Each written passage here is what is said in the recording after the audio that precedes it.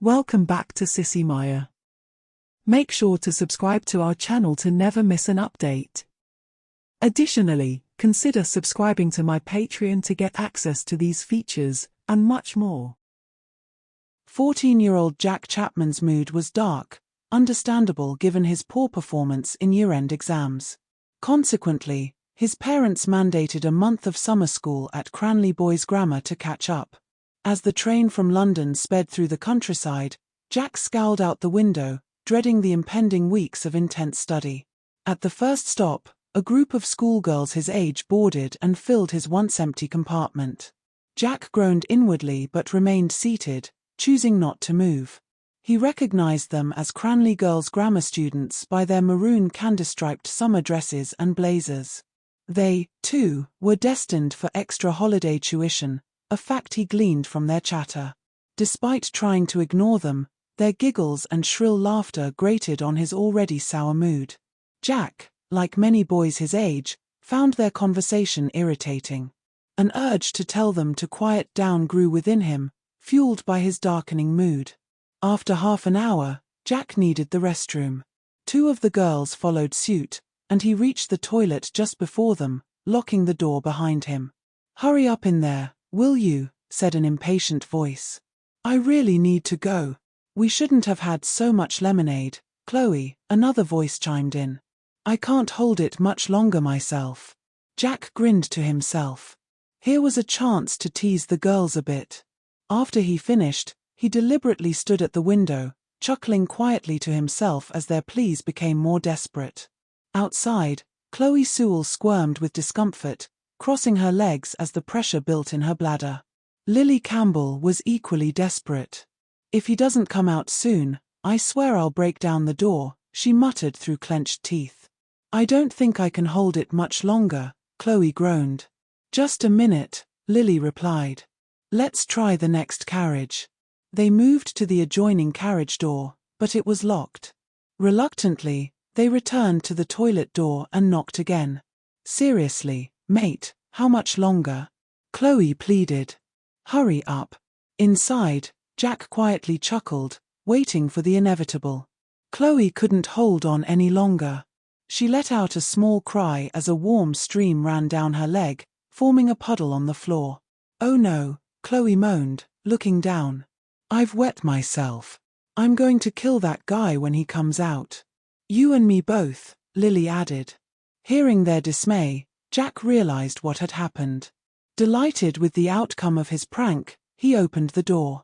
Lily rushed past him into the toilet, slamming the door behind her. Jack looked down at Chloe with mock concern. "Oh dear, looks like someone had an accident," he teased. "Maybe you should be in diapers, little girl." Chloe glared at him, too upset to respond. "You did that on purpose," she hissed. "You knew how desperate I was. Look what you've done." "Me?" Jack feigned innocence. "Come on, I didn't do anything. You're the one who wet her pants like a baby." He couldn't help but chuckle to himself with amusement. With a triumphant grin, he turned away from Chloe and headed back to his railway compartment. Knowing that Chloe and Lily might seek retaliation, possibly with the help of their friends, he decided it was wise to retreat. Retrieving his case from the luggage rack, he moved to another compartment filled with boys from his school, feeling more secure there. Moments later, Lily and Chloe returned to find that Jack had made a swift exit. As the saying goes, helleth no fury like a woman scorned. Once the girls explained the situation to their friends, one of them asked, "What are you going to do about it? You're not going to let him get away with it, are you?" "You bet I'm not," Chloe exclaimed vehemently. "As long as you all help me, I'll make sure he regrets humiliating me like that. He even called me a baby and said I should be in diapers. Of course he's not getting away with it. I'm going to get back at him, but how? Any ideas?" There was a thoughtful silence until Lily grinned and said, "Yes, I've got an idea, if you're all up for it." "So, Chloe, he really said you should be in diapers and called you a baby?" "He absolutely did," Chloe replied with frustration. Lily nodded in satisfaction. "Millimeter him, I thought so. Well then, let's take him at his word." If he thinks you should be a baby, let's make him one. We'll put him in diapers and, just for fun, dress him up as a baby girl. I'd love to see him in a baby dress. Laughter erupted around the compartment as the girls imagined Jack dressed as a baby girl, teased by them mercilessly. What a great idea, Lily, Chloe said wistfully. But you can't be serious. It's a fantastic plan and all, but there are a few practical problems. Like, where would we find a baby dress to fit him?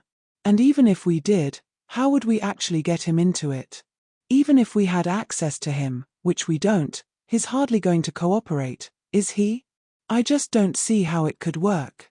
The disappointment was evident on the other girls' faces, their expressions deflating.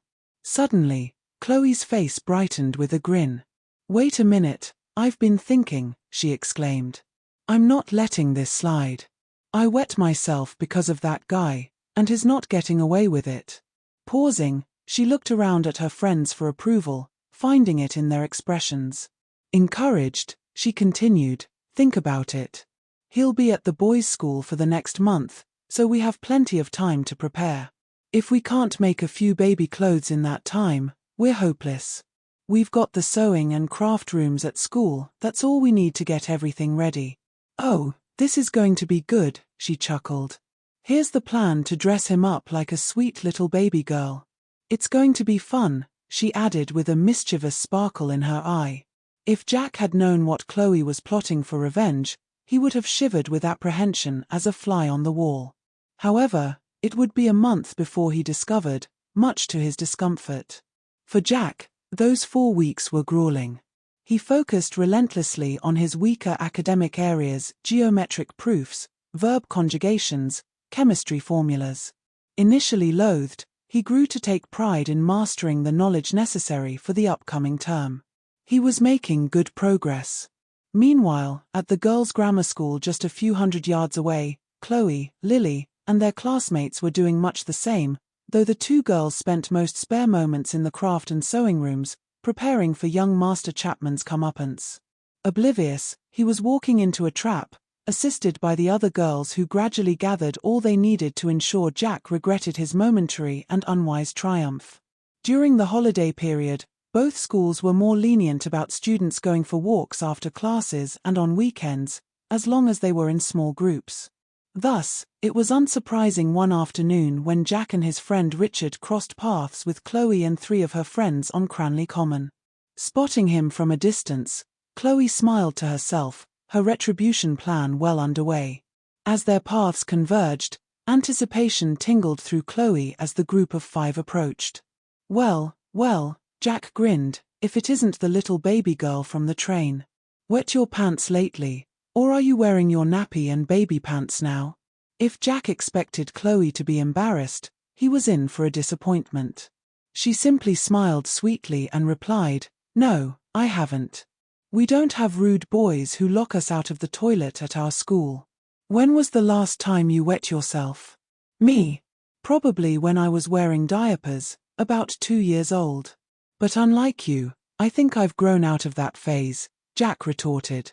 I wouldn't be so sure about that, Chloe chuckled with a mischievous glint in her eye. Life is full of surprises, you know. Anyway, see you around. With that, she and her friends continued their walk. As soon as they were out of earshot, Chloe turned to her friends, grinning. He's in for a surprise. We've got everything ready by now. I can't wait to see his face when we head home next Saturday. The following Saturday morning after breakfast, both boys and girls packed their bags and prepared to catch the bus to Cranleigh station. It was crucial for the girls' plan that they catch the morning train to London at the same time as Jack. To ensure this, they took an earlier bus, arriving first at the station. While they waited for the others, they went over their plan again, making sure everyone knew their role. Success depended on positioning themselves correctly on the platform and isolating Jack. When the next bus arrived, they spotted Jack stepping onto the platform and positioning himself at one end, near the edge. Chloe smiled with anticipation, realizing he was unwittingly falling into their plan. Even if he was talking to someone, the girls intended to distract them and isolate him. Unbeknownst to Jack, The girls gradually surrounded him. When the train arrived, they surged forward and boarded. Jack entered through one door, placing his bag on the luggage rack and taking a window seat. Chloe, Lily, and their friends quickly followed, placing him in a familiar situation from a month ago, alone in a compartment surrounded by a dozen girls. Chloe noticed with delight that the train lacked a corridor, ensuring they could work undisturbed. The last girl slammed the door shut as the train departed. It was time to put their plan into action. Jack had been looking out of the window for a few minutes when he suddenly had the feeling that he was being watched. He heard giggling, and turning round to face into the carriage, he found himself being stared at by a dozen grinning female faces. He recognized them at once, and suddenly an uneasy feeling came over him. Well, smiled Chloe wickedly, if it isn't the nasty little boy who made me wet my knickers. What a coincidence. Jack said nothing, and Chloe went on. Now what was it you said before? That I was a baby and ought to be in nappies. And the other day you said you hadn't worn them since you were 2 years old, and you wouldn't be wearing them again.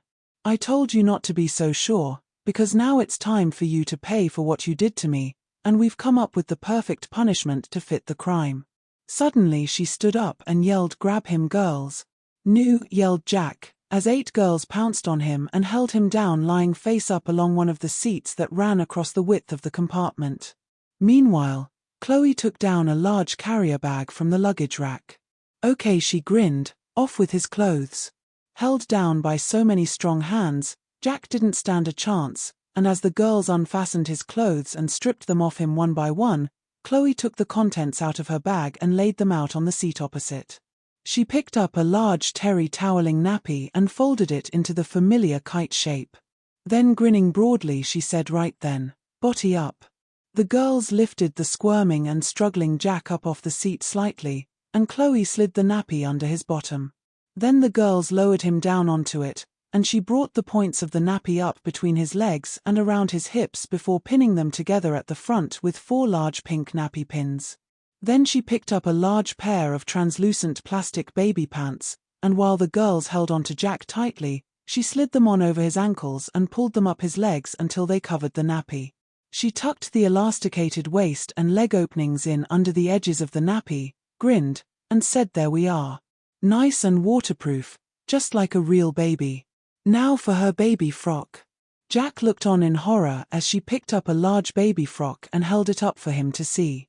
"Here you are, little girl," grinned Chloe. "I made this gorgeous little baby frock in just your size especially for you. Pretty, isn't it?" It certainly was. The dress was made of white satin, and had a Peter Pan collar, short puffed sleeves, and pink and blue smocking across the front of the bodice. A row of buttons ran down the back, and the dress was fitted with a broad pink sash belt to be tied in a bow at the back. It was pretty all right, and would have looked delightful on any baby girl. But it wasn't intended for a little girl, it was to be worn by Jack, and he recoiled with horror at the prospect of being forced to wear it. "All right, girls," said Chloe, "sit him up and let's get him dressed." Strong hands maneuvered Jack into a sitting position, and his hands and head were guided into the baby dress. Chloe quickly pulled the dress down around him and instructed, "Now, lay him down on his stomach while I button it up." The girls stretched Jack out face down, and Chloe proceeded to fasten the row of buttons along the back, securing a hook and eye at the top. She then tied the sash belt in a firm double bow at the back of his waist. "There we go," smiled Chloe. "Now sit him up again while I put on his shoes and socks." Jack was lifted back into a sitting position, and Chloe slipped a pair of white cotton ankle socks onto his feet, neatly folding them down. She then picked up a white leather shoe, slid it onto his foot, and secured it snugly. The other shoe followed suit, and Jack groaned inwardly as he examined his feet. The shoes were perfectly fitting T-bar Mary Jane style, adorned with pink flowers on the white leather, ideal for a sweet little baby girl, much to Jack's profound embarrassment. But Chloe wasn't finished yet. "All right," she continued, "now let's make sure he can't undo anything. Can you lend a hand, Lily?" Chloe held up a soft leather fingerless mitten as Lily uncapped a tube and squeezed a generous amount of clear viscous liquid into it. "Extend his hand," instructed Chloe. The girls extended Jack's right hand, and Chloe slid the snug-fitting mitten onto it, tightening a ribbon sewn into the wrist. She wound it around several times before tying it securely.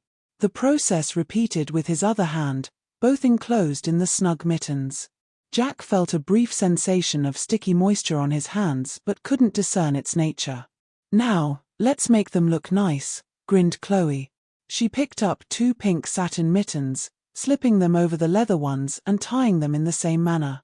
"Oh yes, these look adorable, don't they?" chuckled Chloe, pulling out a bundle of white leather straps from her carrier bag.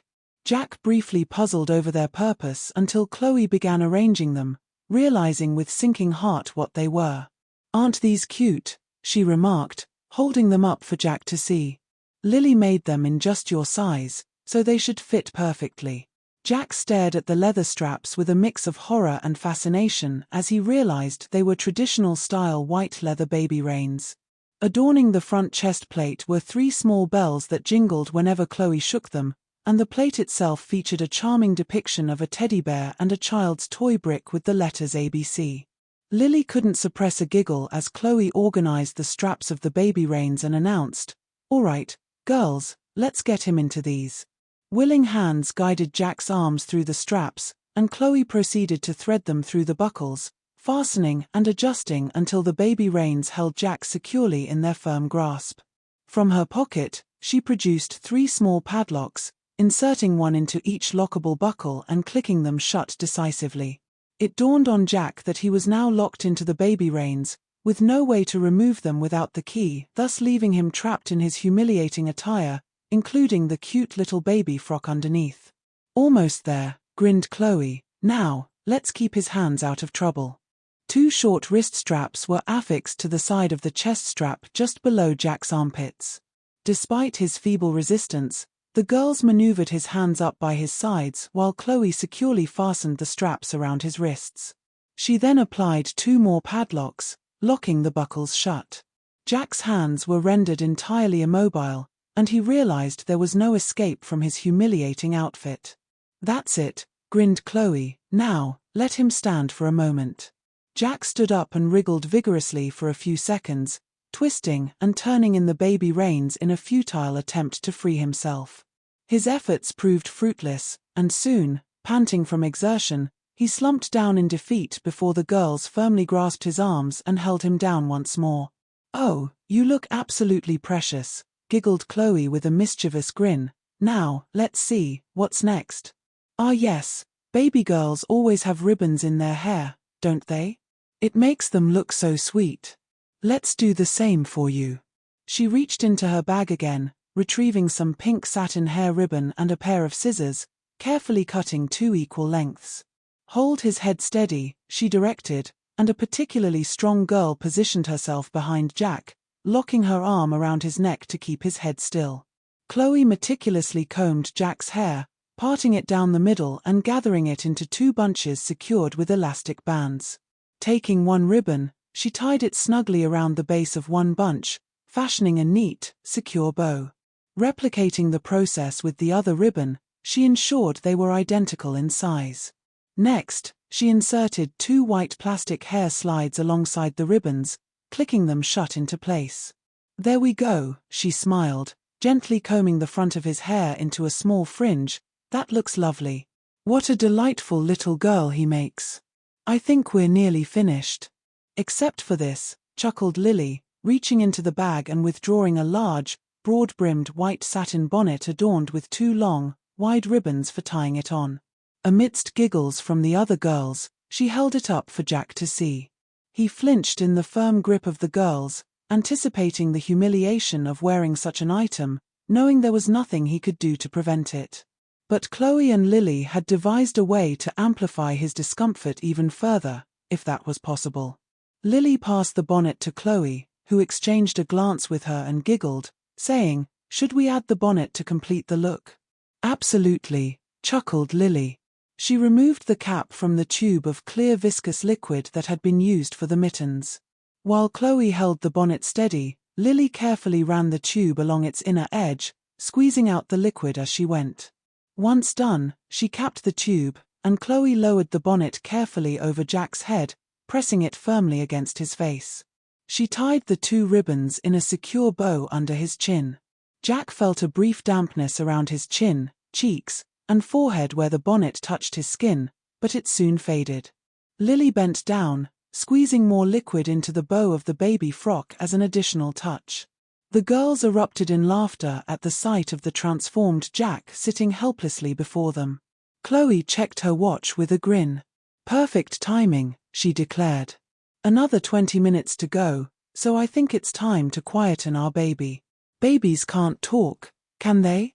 She retrieved what looked like an oversized baby's dummy from her bag, but this one was several times larger than usual. With a nod to Lily, she held it steady while Lily applied more of the clear liquid all over the inner surface of the large oval mouthpiece. Realizing the dummy was meant for him, Jack promptly clenched his mouth shut. "Oh dear," Chloe feigned concern. "Doesn't baby want her dummy?" "Silly baby, dummies are for loving, aren't they? Hold his nose, girls." One girl pinched Jack's nose closed while 2 others forced his mouth open.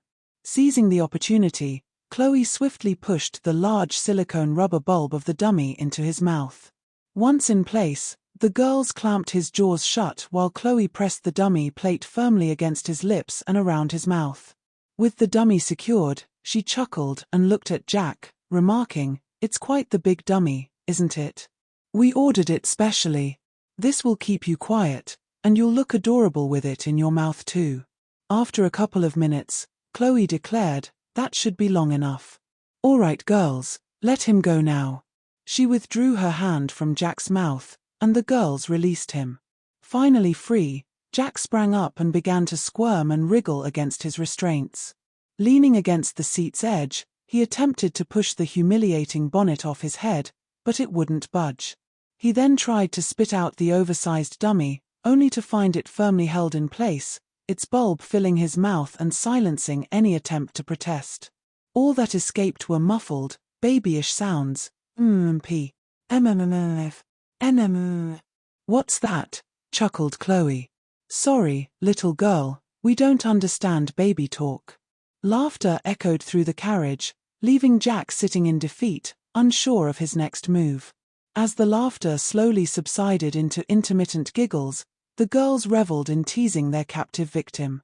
Eventually, Chloe crossed her arms and gazed triumphantly down at Jack. "So there we are. This is your punishment for causing me to wet my knickers and suggesting I should be in nappies. Well mate, by your own words, you're experiencing firsthand what it's like. But there's much worse to come. You see, that substance Lily put in your mittens, on the bow of your pretty frock, around the edge of your bonnet, and inside your dummy? It's superglue. Yes, that's right, superglue. Without the right solvent, neither you nor anyone else can remove your hands from your mittens, take off your baby frock, remove that sweet baby bonnet, or best of all, extract that dummy from your mouth. And you're locked into those adorable baby reins. You're now stuck dressed as a cute little baby girl, and that's how you'll remain for quite a while.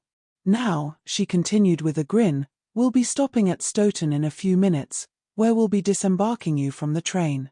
The lovely thing is, there's only one morning and one afternoon train that stops there, so you'll have a delightful 4-hour wait on the platform dressed as a sweet little baby girl. And don't worry, you won't be able to hide away, we'll see to that." Jack couldn't believe they would actually go through with it. Until now, he had assumed this was just harmless fun on the girls' part to teach him a lesson, expecting they would soon release him to continue his journey home dressed normally. But as the saying goes, hell hath no fury like a woman scorned, and he was now learning its meaning firsthand. He tugged with frustration at his securely strapped wrists attached to the sides of his baby reins, attempting to wiggle his fingers, but they were too securely glued inside his tight mittens to be of any use. He sat there in abject misery as Stoughton Station approached. "All right girls, now we need to move quickly," Chloe instructed the others. "The train only stops here briefly to couple the other half, and they usually allow 5 minutes for passengers to use the station toilet since these carriages don't have one." It seemed Chloe had planned everything down to the last detail. As the train rolled into the station, The girls firmly grasped the helpless Jack. As soon as the doors opened, they pulled him out onto the platform. Dragging him over to a nearby bench, they sat him down. Chloe looped the leading strap of his baby reins around the bench's backrest and securely clipped the front ends onto the D-rings of his reins. Stepping back, the girls left Jack unable to stand, tethered to the seat in a sitting position. "Bye-bye, little girl," Chloe taunted with scorn. "Don't talk to any strangers, will you? We'll stash your clothes in your bag and check it in at the station when we reach London. You'll know where they are when you eventually get there. The real challenge will be how you'll manage to get there, won't it?" Realizing they truly intended to leave him there like that, Jack squirmed and wriggled frantically in his baby restraints, attempting to yell for help. However, all that escaped his mouth was a quiet, muffled gurgle into his dummy. Desperately trying to catch the attention of the few other passengers on the platform, Jack found himself surrounded by the girls, obscuring him from view until the last possible moment. They heard the clang of the train's two halves coupling together, and soon all the other passengers were back on board. With impeccable timing, the girls darted across the platform and re-entered their carriage. Leaning out of the window, they taunted the struggling Jack. His heart sank as the porter blew his whistle and the train began to move. Chloe waved cheerfully and called out, "Bye-bye, little girl. Thanks for the fun." She giggled gleefully, waving until she vanished from sight. Suddenly, the once sleepy station was quiet again, leaving Jack still squirming and struggling in his embarrassing restraints, firmly secured to the bench. Over half an hour passed before the porter emerged onto the platform and noticed the oddly dressed little girl still seated at the end of the platform. Intrigued, he approached cautiously, only realizing as he drew nearer that the little girl was not as young as she appeared in her outfit, nor was she a girl at all. Pausing in disbelief, he chuckled and looked down at the crimson-faced Jack peering back at him from under his bonnet. "What on earth?" he exclaimed incredulously. "And who might you be, little girl?" Jack knew he had a lot of explaining to do once he managed to remove the dummy from his mouth, that is,